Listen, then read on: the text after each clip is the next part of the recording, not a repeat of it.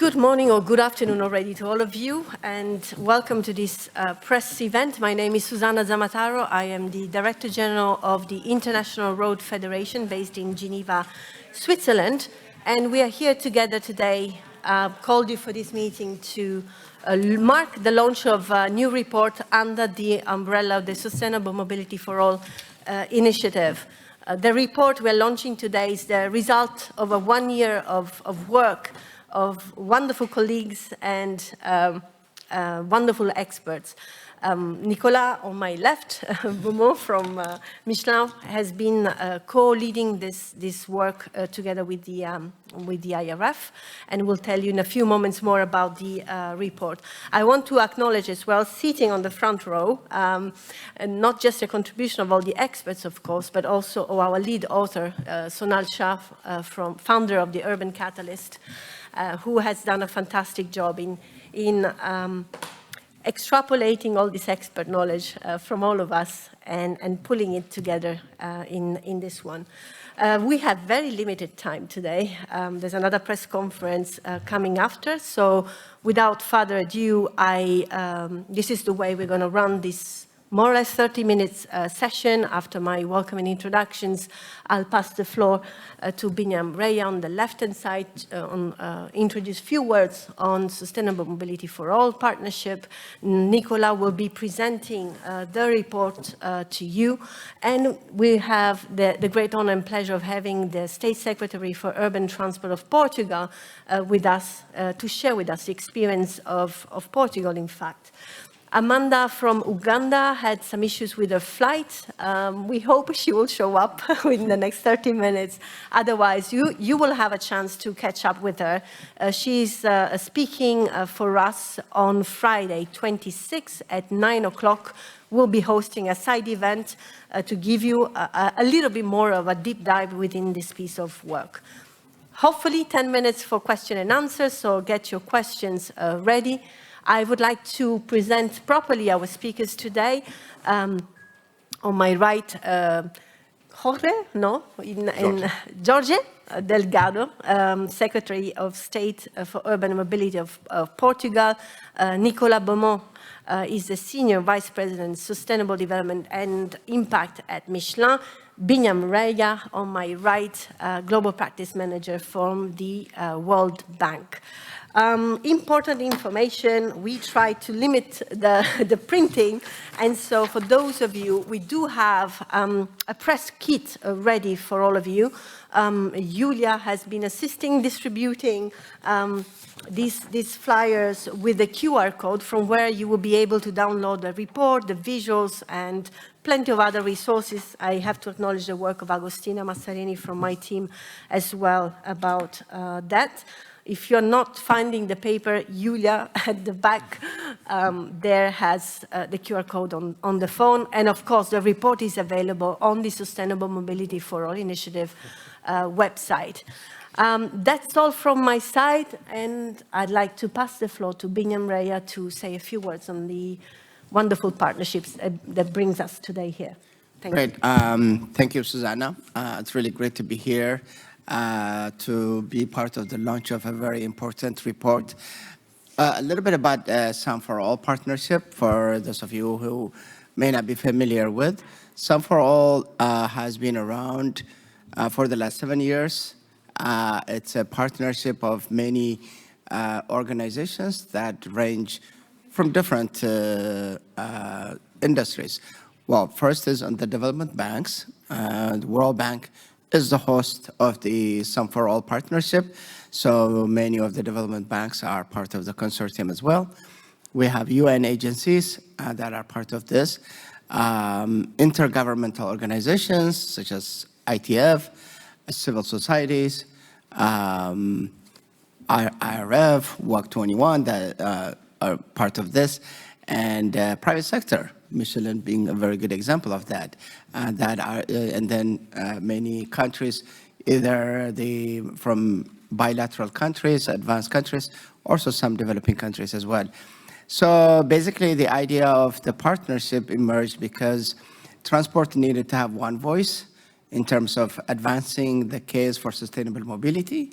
And many of these organizations, the stakeholders were going at it from kind of fragmented way. So the partnership brought us together, created a platform to speak with one voice and also to exchange ideas and support each other's work. So then, so that's the main idea of the partnership. What it focuses is on 4 pillars. We have the green mobility focus, safety, which is what we are talking today, efficiency, on reducing the cost of transport, and universal access, which we had in the previous session, gender being one of them.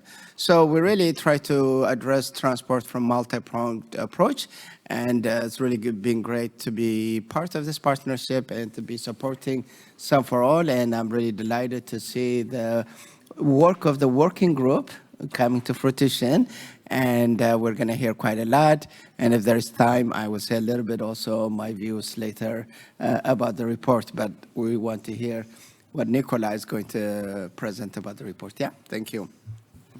Thank you very much, Binyam. I'd like to pass the floor now to Nicolas Beaumont from Michelin, who has been my co-chair in this adventure, in this wonderful adventure. I have to say there's been a lot of learning from all of us, despite all of us being experts. Nicolas, you have the floor to present the report. Thank you. So thank you so much, Susanna.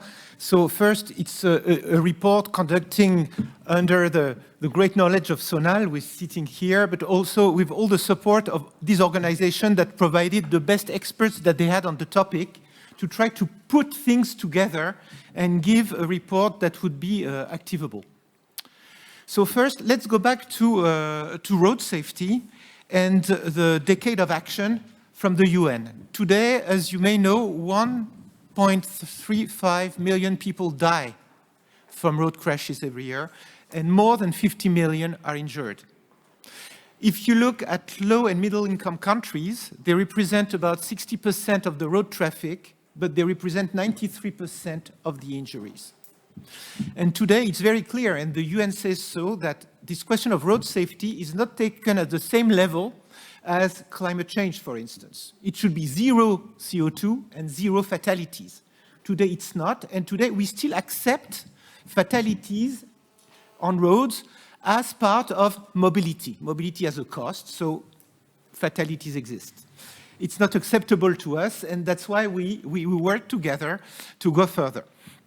So what's very important is that the second decade of action of the UN is based on what's called the safe system approach. So what is the safe system approach?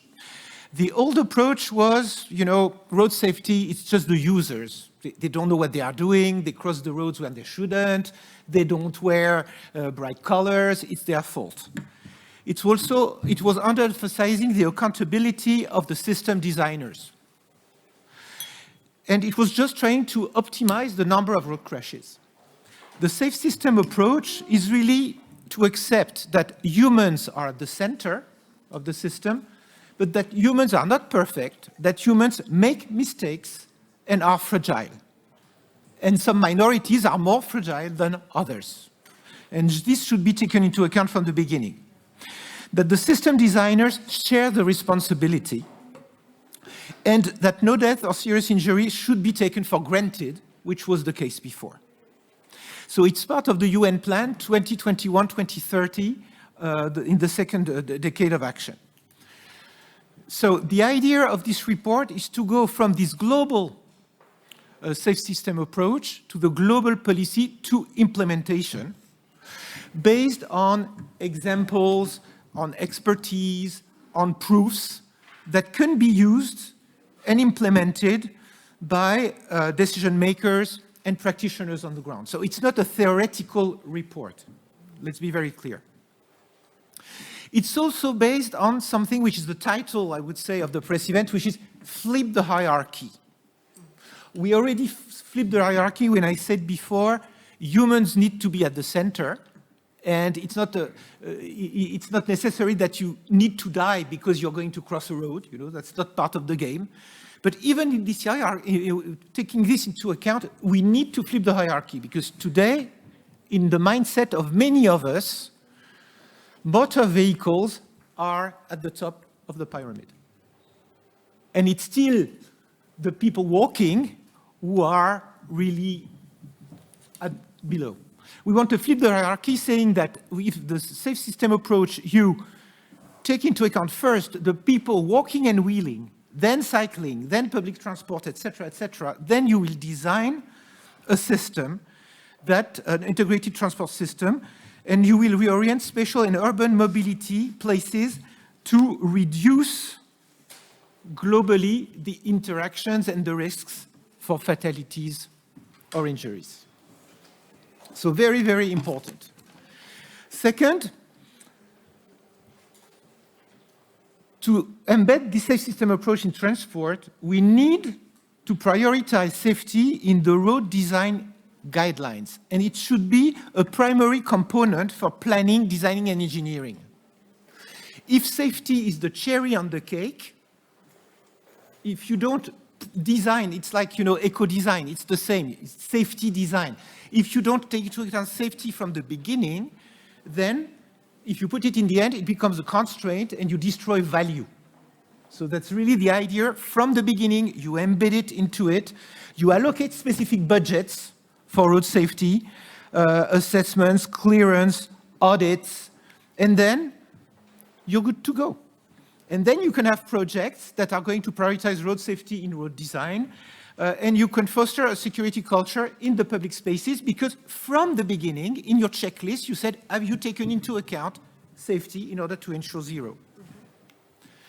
Second part that you'll find in this report is that we need to build capacity and raise awareness, but at all levels, decision makers, because today it's not in their mind, but not only decision makers, experts, specialists, students, graduates. It goes even beyond that. Journalists, NGOs, allies, advocates. Everybody should have in mind security comes first and flip the hierarchy. And there are ways to do it. There are trainings to do it. Then you need also to be able to raise the awareness of the general public. People don't take care of their own safety. It's not necessarily in their mindset. So how do you bring that? You can get the buy-in from the populations. If you link it to children first, then you put empathy into it. It's much easier to make it work. Today we speak a lot of climate, so if you link climate, environment with people, social, safety, and also economical performance, because if you are in a safe system approach, you have less accidents, it costs less money for everyone. So it's a case where people, profit, and planet can go hand in hand. So it needs to be taken in all the trainings and the awareness programs. So what you'll find in the report is on all these topics, really resources and tools at all levels, because safety is not only at worldwide level or national level, it's not national, it's regional, it's city, it's village. So you'll find resources provided by all the experts and by Sonal in order that you can have use cases and things to apply directly on the ground. And we also we'll put in line a thesaurus. So in a nutshell, the idea was to provide a practical pathway to implement the safe system approach, which is the way to go, to ensure that the second decade of action is a success. So I wanted to thank you again, all the members of the group. We had fantastic exchanges, and we are all convinced that this is possible.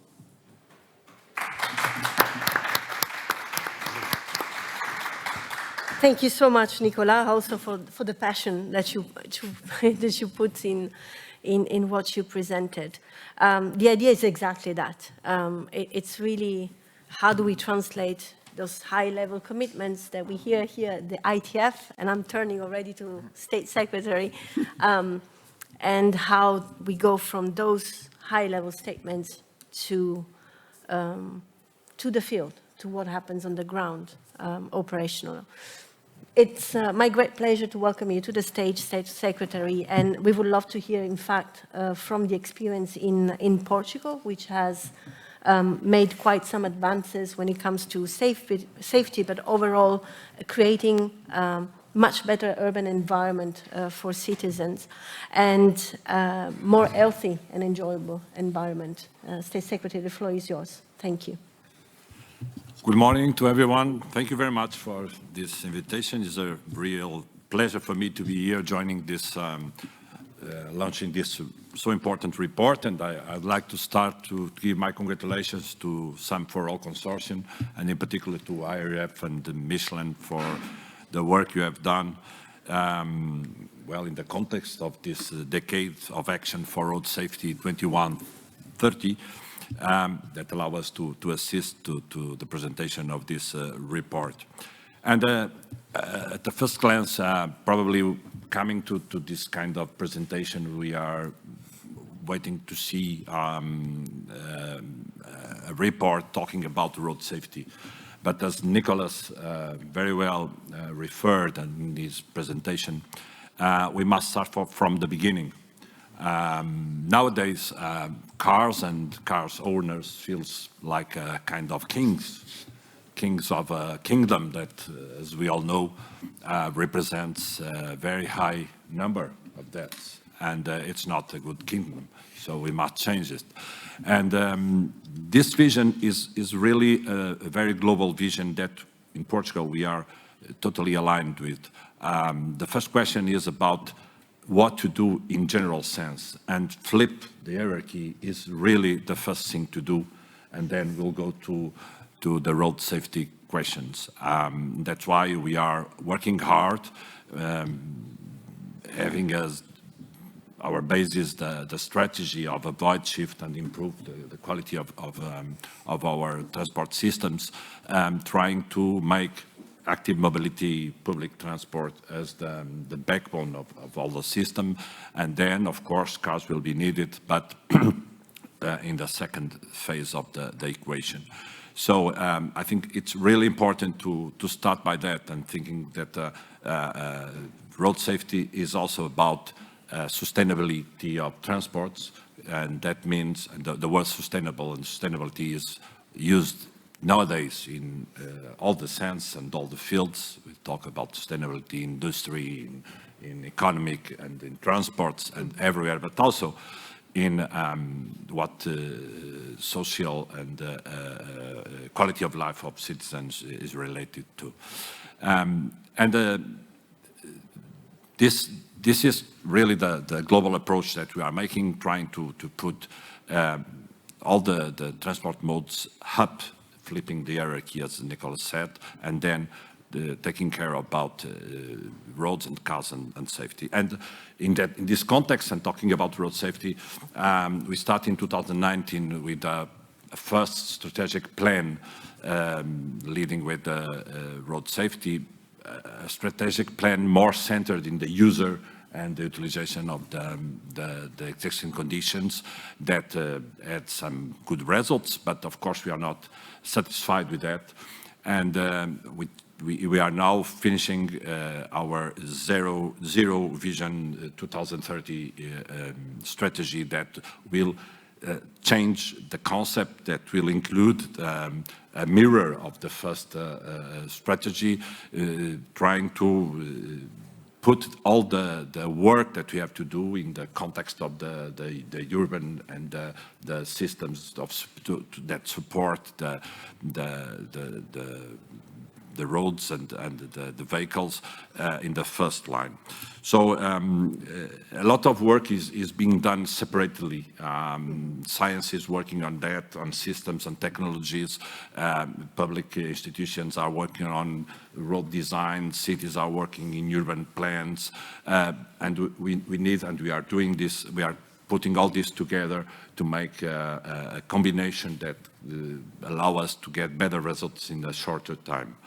The first thing we have to do, and we are doing, and Nicholas referred also that, we have to have clear policies and clear commitment with the policies that we want to implement. We have to be strong and to fight this kind of kings of the road, and let them know that they are not the kings, they must be a part of it, and peoples are on the front.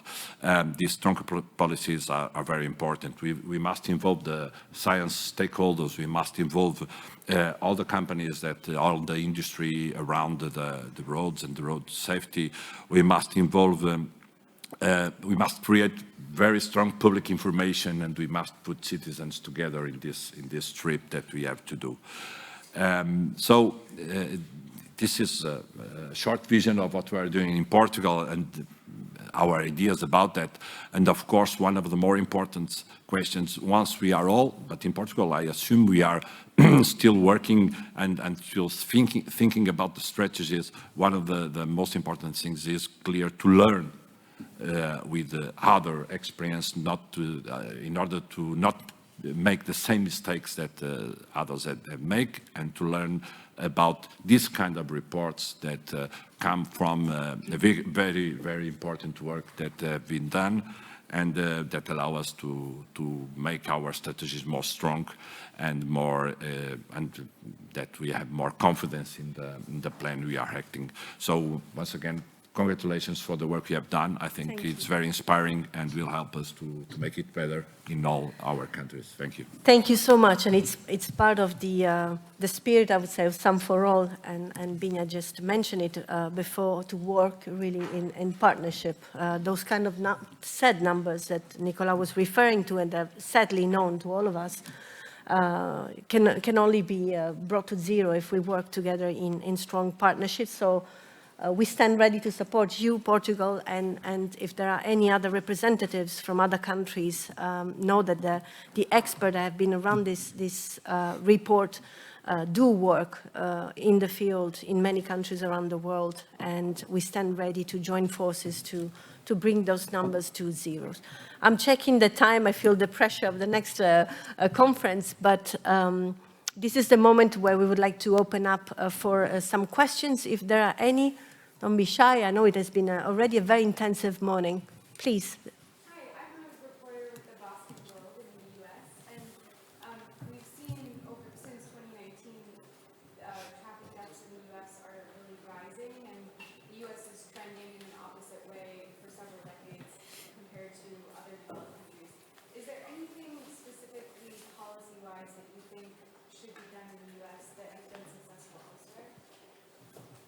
Who wants to answer that? I can try, but I'm also having Said Dada in the front line here. Said is the head of a global road safety facility within the World Bank. Definitely, if there's an expert in this room, that's him.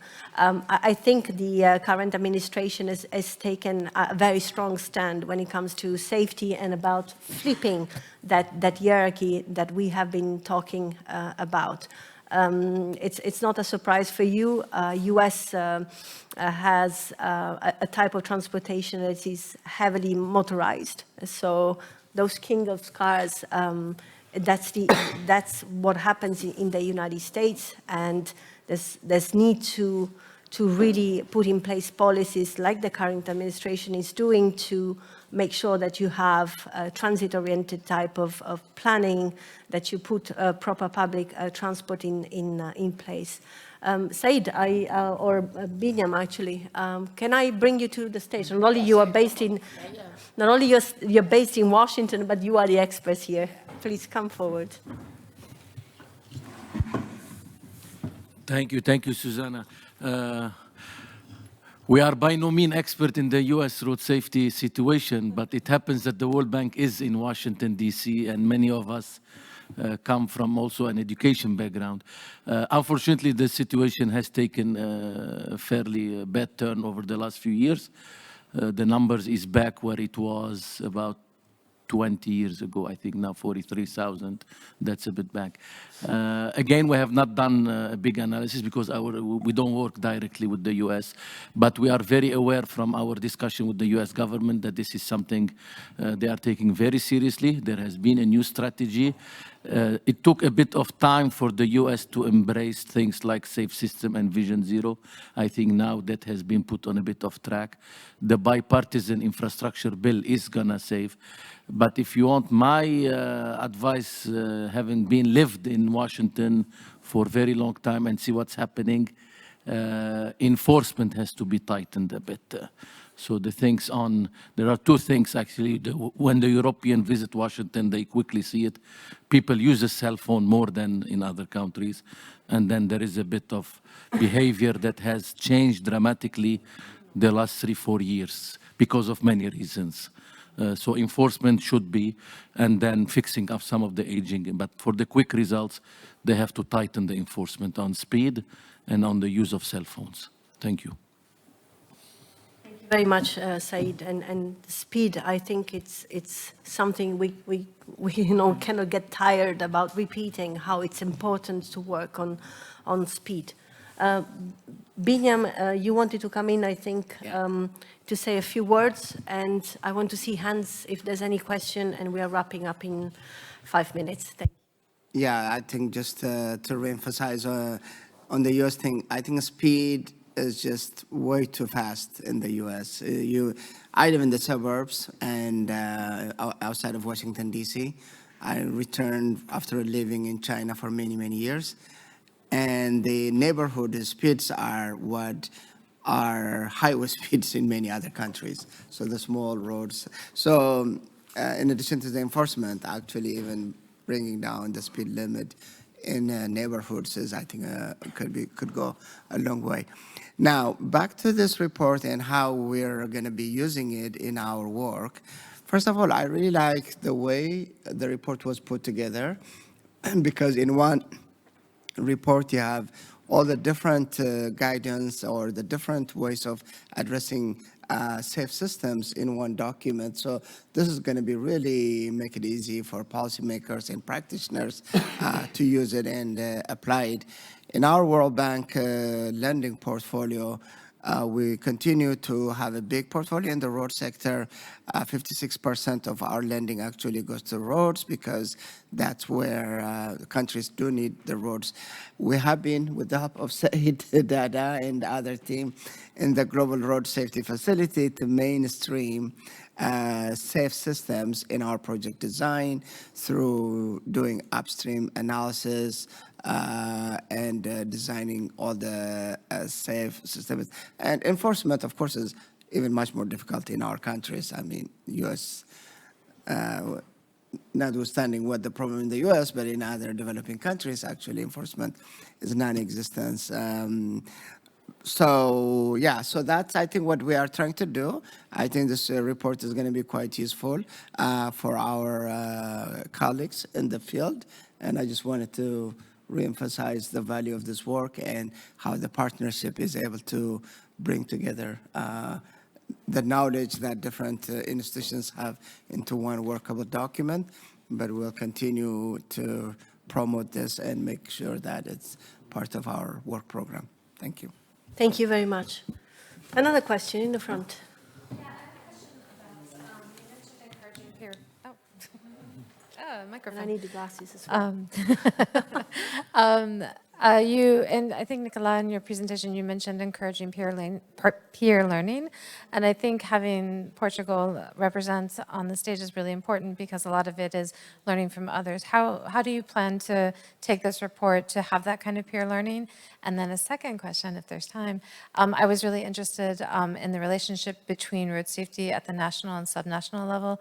Again, the Portugal example was talking mainly at the national level. So, and I tend to think of the subnational level when it comes to road safety. So are those things present in the report? How does it address the different levels of cooperation that need to happen? Okay, I'll start with this last one. Yes, that's exactly, and it's a very straightforward answer. So now we'll be able to say more outside the room. Yes, we do address how you go from the national, subnational to the local level, and there are examples and tools that are embedded into the report.